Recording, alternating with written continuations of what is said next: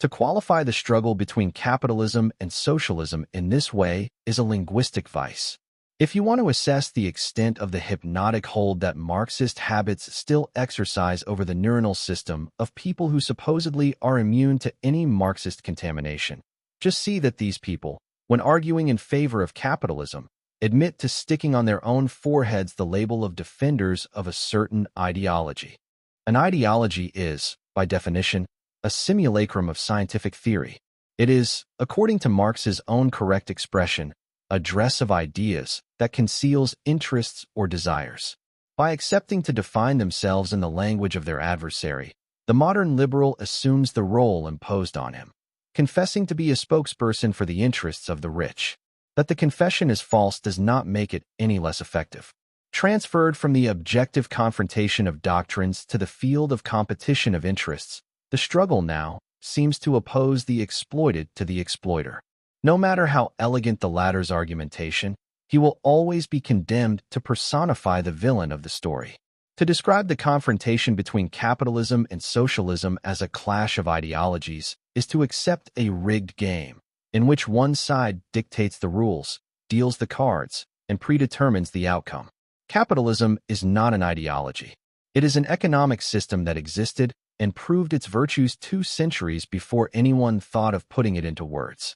And the first to outline this formulation, Adam Smith, is by no means an ideologue, an inventor of rhetorical symbols to build futures in the air in favor of such or such class ambitions. He is a man of science in the full extent of the term, sketching hypotheses to describe and explain an existing reality. Socialism, by contrast, millennia before even existing as a concrete political strategy, already had its ideologues, its beautifiers of delusions, its stylists of the resentful and ambitious group interests. Therefore, the confrontation between socialists and liberals does not oppose ideology to ideology.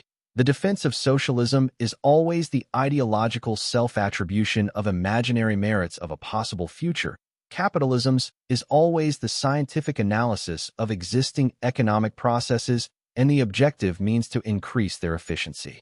Despite everything that can be alleged against it in other aspects, and I myself have not ceased to allege it, capitalism not only generated incalculable wealth, but put into motion practical means to distribute it to the people and created institutions such as parliamentary democracy, freedom of the press, human rights. Whereas socialism has only so far promised a better future while reintroducing slave labor banned by capitalism, suppressing all known civil and political rights, reducing more than 1 billion people to distressing misery and, to sustain itself in power, resorting to means of almost unthinkable cruelty, such as impalement and flaying of prisoners, a resource much used during Lenin's government.